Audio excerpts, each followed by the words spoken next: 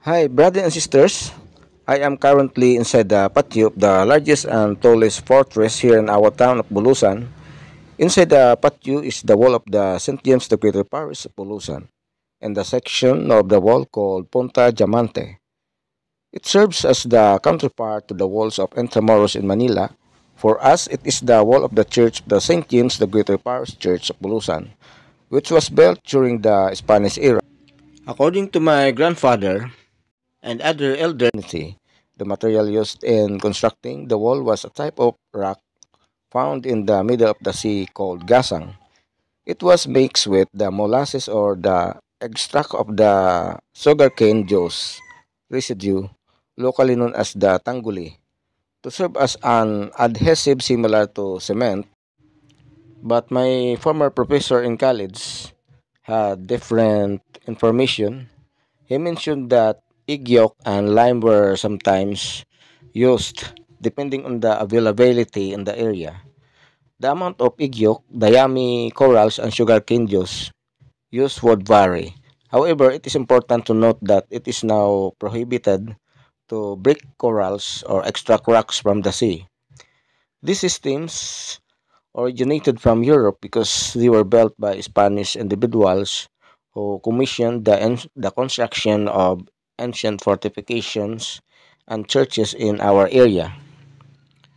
Punta Diamante as a wall has a diamond shape that surrounds our church, with watchtowers made of stone as mentioned and showed from my others blogs regarding Spanish era stone fortresses here in our town. Ano na ipakita sa inyo ang dating kampanaryo na ito bago pa ni-restore at kung paano patugtugin ang kampana nito dahil sa ngayon po ay bihira na ito patugtugin. Kaya wag po kayo munang mag-i-skip ng video.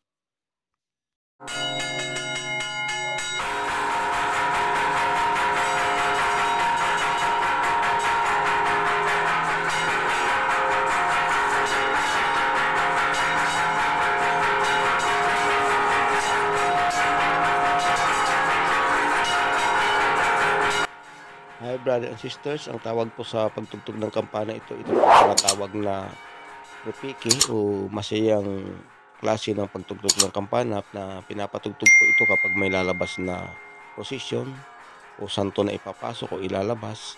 Tinutugtog din po ito kapag pinagdiriwang ang Easter Sunday sa muli pagkabuhay ni Jesus pagkatapos ng 3 araw, at tinutugtog din po ito sa Gloria sa pagdiriwang ng December 24 evening mass ng Christmas o sa iba pang masasayang pagdiriwang, kapistahan.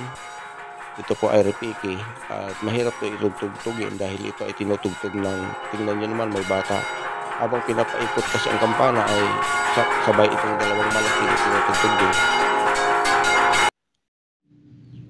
The stone watchtowers and the presence of bells are crucial components of the defense system to alert the arrival of pirates and take preventive measures. This is a great example of architectural works that have practical purposes.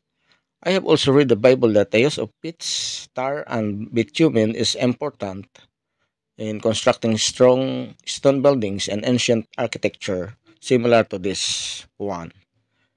Since childhood, I have been able to climb up this tower, and sometimes I also help in ringing the bell with the simplest type of bell ringing, especially the slow ringing that serves as a call for worship with 3 gentle pulls of the bell wrap and slope. The mournful ringing is for funerals or remembrance of the departed.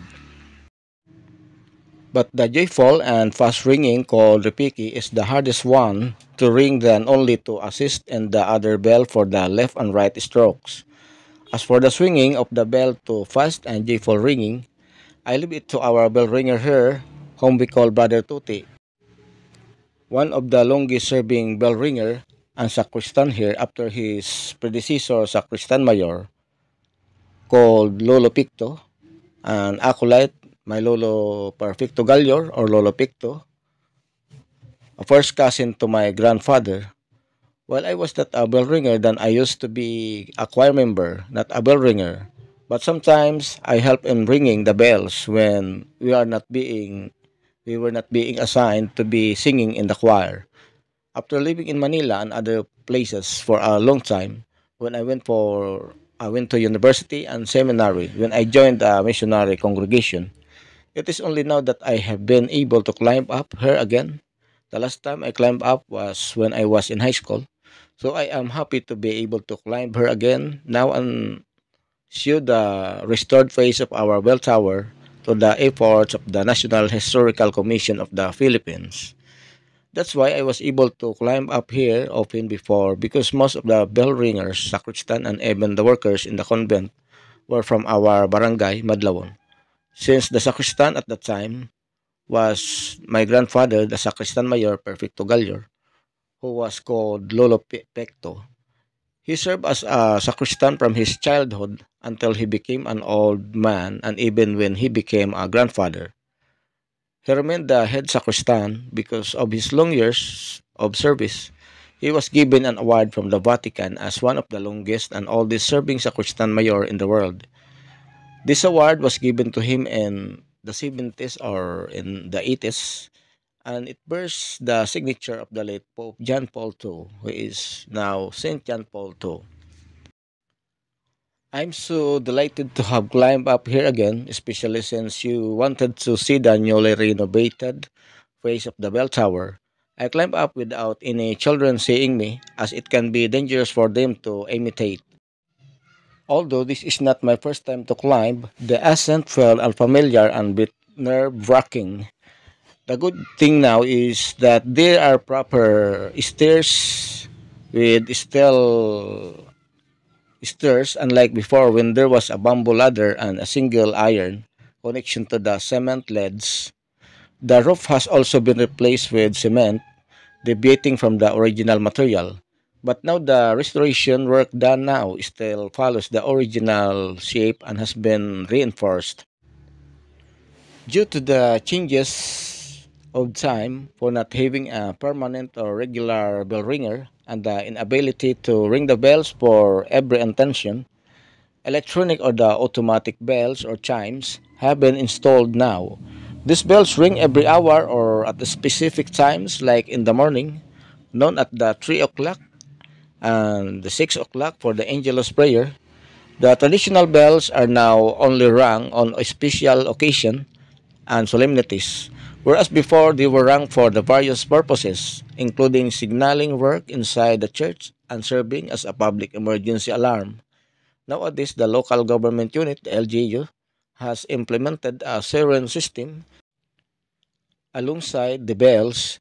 These changes also contribute to the preservation and care of antique items like the bells and tourist spots like the Punta Diamante Bell Tower.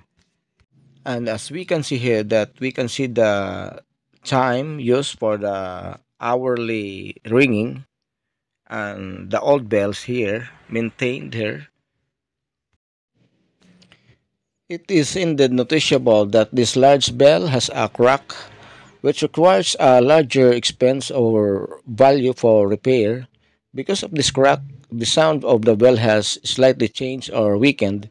It is said that its sound used to reach the neighboring most distant location here on the mountainous barangays, like on the mountains of Pinayagan, Tabunan, and the Agingay. Agingay, which is the area which is located at the foot of the Mount Bulusan, especially when the wind is blowing towards that direction. Brothers and sisters, please don't forget to visit my other vlogs about the different fortresses of Bulusan, which I have previously uploaded on my YouTube channel. Merry Christmas to all and advance Happy New Year to all. The other fortresses in Bulusan can be found in the other barangay like Barangay Tawog at Balwarte in the Sitio Dapdap, in the Barangay Central, in Catorce Puno near Biga Beach, and some other area in the town of Barcelona and or in Bulan, which used to be part of Bulusan. There is also in Bulan and the other place for the fortress known as the Imbocadero. or the place na the river.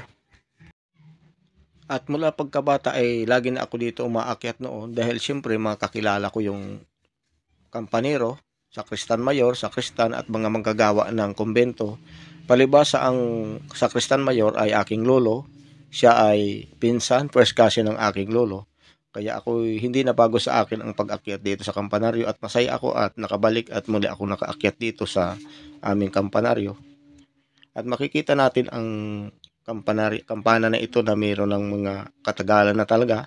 May mga nakasulat na Spanish na salita. Ngunit hindi ko na gaano mabasa dahil medyo may mga bahagi na parang may lumot na o kalawang na hindi naman talaga gaano nakakalawang dahil siyempre ang material na metal nito ay hindi ordinaryo pero meron na ring basag na kaunti. Ang tali nito ay hindi purong mga bakal kundi ito ay baging dahil iba talaga ang tunog daw kapag bakal ang tinali kaya malalaking baging ang tali nito. At ito naman ay ang chime na nilagay ng National Historical Commission para sa pang oras-oras na pagtutugtog. Barangay namin at distant relative ang kampanero dati na si Tote o tinatawag na si Mang Tote at ang aking lolo ay tumandang sa Kristan Mayor na si Lolo Perfecto Galyor. Yan ay first cousin ng aking lolo. At syempre, ito ay isa sa pinaka gusto ko na muli kong maakyat at ngayon lang nangyari. Ilang buwan din ito hindi naakyat ng mga tao na lalo na pati mga kampanero dahil ni-restore nga ito ng National Historical Commission, National Historical Institute ng Pilipinas para sa mga antigong mga gusali. At ngayon ay meron pang tinatawag na phase 2, phase 3 na pagsasaayos kasi hindi pa naman naayos talaga lahat ang paligid nito. Ito ay isang bahagi lang dahil mayroon pa itong tinatawag na Punta Diamante. Ang Punta Diamante ay counterpart ng Intramuros ng Maynila na nakapaligid sa aming patio ng simbahan. Papunta pa ito sa loob at ako ay masaya na muling nakaakyat dito sa aming kampanaryo. Ito kasing kampanaryo sa amin sa biyaya naman ng Diyos ay ito ay naligtas na hindi talaga na sira at hindi rin ginaba. Ang aming simbahan ay hindi na siya antigo dahil siya ay talagang pinalitan na ng bago. Hindi na maintain yung original na hugis at material. Hindi tulad ng sa Barcelona na talagang yun pa rin ang kanilang pinakamatagal na simbahan. Bagamat ang Barcelona ay bahagi lang dati ng aming bayan ng Bulusan. Ngunit, ito naman ang naiwan naming kayamanan dito, yung kampanaryo at yung Punta Diamante na pader ng aming simbahan na paulit-ulit kong sinasabi na counterpart ng Intramuros sa Maynila na talagang masasabing antigo ring kayamanan ng aming bayan. At maliban dito ay meron pa itong mga ibang parte na sa hiwalay na lugar sa mga tabing dagat na medyo maliliit at mababa kaunti na tinatawag ngayong muog o mga balwarte ng aming bayan na sinasabing itinayo para protektahan ang bayan ng aming bayan ng Bulusan para sa mga mananalakay na mga mandarambong na mga Moro, mga piratang Moro noong panahon ng mga Espanyol. At siguro dahil na rin sa pagbabago ng panahon, wala nang nagiging yung permanente na steady lang na kampanero na magtutugtog sa bawat oras o bawat misa. Kaya minabuting nilagyan na rin ito ng electronics o automatic na chime na tutunog oras-oras. Kaya ang original na kampana ay pinapatugtog na lang sa mga espesyal na layunin o misa. Hindi tulad ng dati na lahat talaga ay kampana ang pinapatugtog. Ngayon ay bihira na lang patugtugin. At maraming akong napapansin ng mga pagbimisa na hindi na pinatutugtog ang kampana. Dati-rati kapag may lalabas na patron, pinapatugtog. Kapag may patay na papasok o lalabas, pinapatugtog. Kapag mag-aangelos at saka sa alas 12 ng tanghali, pinapatugtog. Ngayon, bihira na siya. Pero ngayon naman ay oras-oras tumutugtog yung chime, yung electronics sa kampana at napakaganda rin namang pakinggan. Ayon sa mga matatanda at kahit ako na ranasan ko rin yon, ang kampana na ito ay talagang malayo ang nararating. Umaabot ito sa Bulusan Volcano. May malapit sa Bulusan Volcano na bundok, yung tinatawag dito na Pinayagan. Dinig ito doon, talagang napakalayo ng abot. Lalo na siguro kapag papunta doon ang hangin. At ito nga ay muli kong naakyat ang kampanaryo na ito. Tingnan nyo ang hagdan ay welding na bakal na. Dati-rati talaga ay kawayan lang. Talagang hindi pwede umakyat ang medyo mahina na ang tuhod. Kaunting pagkakamali mo lang, malalaglag ka, delikado. At ayan, nandito na nga ako sa tuktok ko, overlooking, nakikita na ang simbahan, ang bandang dagat, at bandang Bulusan Volcano, ang paligid, ang mga kabahayan, ang bayan ng Bulusan. At ito yung derwida na kampana. Yung derwida ay mayroon siyang ruweda, ibig sabihin. Ginagamit yung ruweda para sa masaya at malungkot na pagtugtog. Ang masaya na pagtugtog ay pinapaikot yun para sa pag may lalabas ng mga patron o may papasok o kapag may wini-welcome ng mga okasyon o kapag halimbawa sa Easter Sunday pag pinapatugtog siya. Yung isang uri naman, yung malungkot na tugtog kapag may patay, hindi siya pinapaikot, parang left and right lang ang patugtog kasabay nitong dalawang malalaki. Ang pinakamahirap tugtugin sa lahat ay yung tinatawag na repike. Pansinin nyo, meron ng basag yung kampana. Nangangailangan na talaga ito ng restoration.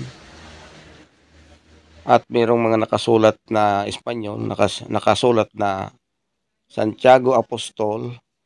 Yung iba ay hindi mabasa dahil tatakpan na ng mga parang kulay green na lumot, na tuyo na lumot.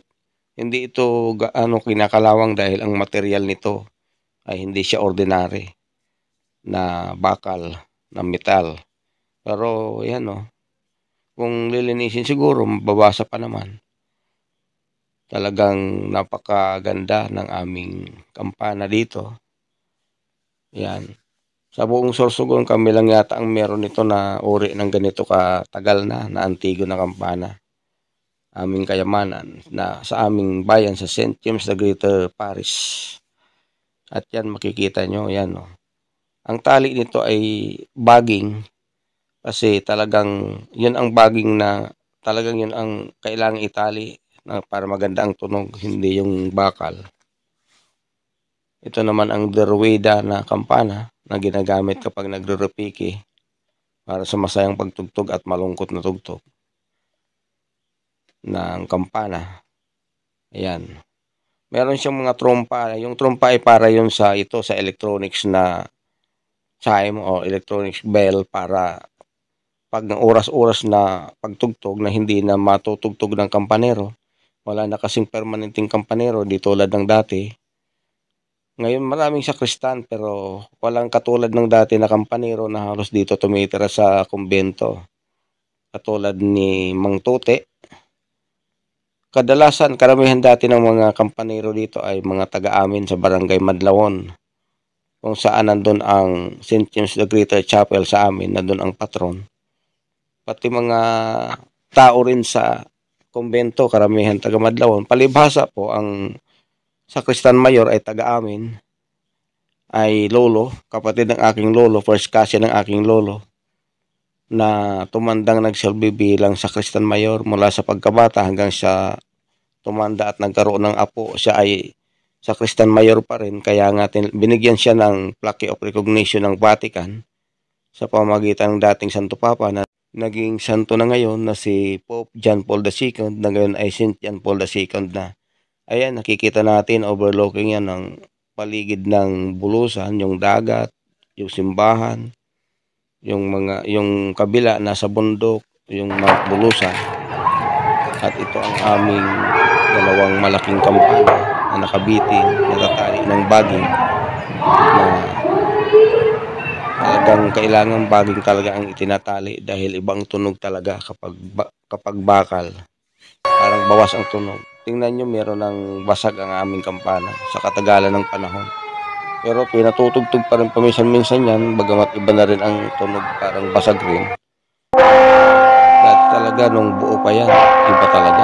Pag narinig mo yung tunog, lalo na pag Easter Sunday, natutugtugin yan.